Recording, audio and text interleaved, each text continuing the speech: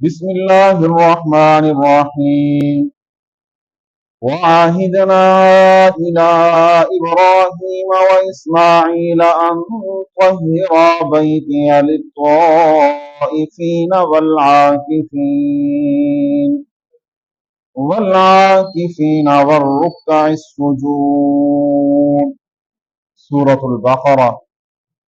ارشاد باری تعالی ہے، ہم نے حکم دیا ابراہیم علیہ السلام اور اسماعیل علیہ السلام کو کہ میرے گھر کو پاک کیجئے طواف کرنے والوں کے لیے، اعتکاف کرنے والوں کے لیے اور رکوع اور سجود کرنے والوں کے لیے۔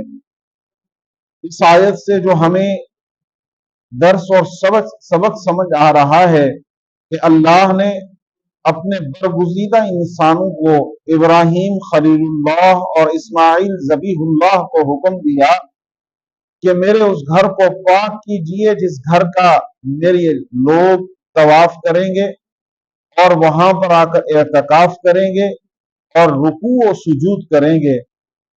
تو اس آیت سے جو ہمارا مین نقطہ ہے وہ ہے والعاکفین، کہ یہ اعتکاف والی عبادت قدیم عبادت ہے کہ اللہ کے گھر کا اعتکاف کرنا یہ بہت بڑی عظیم عبادت اور بہت بڑی عبادت شمار ہوتی ہے۔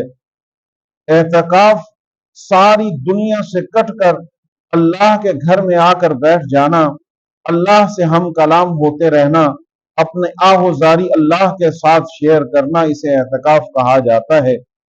اور اعتکاف ایک ایسی عبادت ہے کہ جسے نبی علیہ السلام نے اپنی زندگی کے اندر نبوت ملنے کے بعد جب تک رمضان کو پایا تو رمضان کے آخری عشرے کے اندر ہمیشہ معتکف ہوا کرتے تھے۔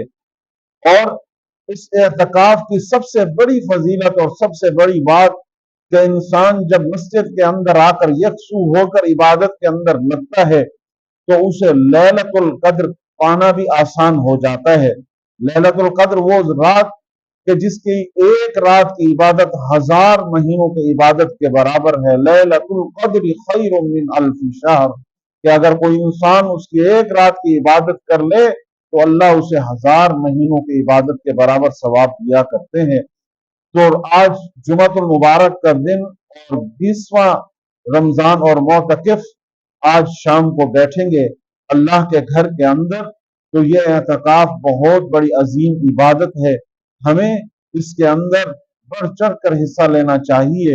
اگر ہم پورے 10 دن اعتکاف نہیں بیٹھ سکتے، فرصت نہیں ہے، تو ہم کوشش کریں کہ جب بھی مسجد کے اندر داخل ہوں اعتکاف کی نیت کر لیں کہ اللہ میں جب تک جس وقت تک میں مسجد کے اندر ہوں میں معتکف والی نیت کے ساتھ ہوں، تو اللہ اس کا بھی ہمیں اجر عطا کر دیں گے۔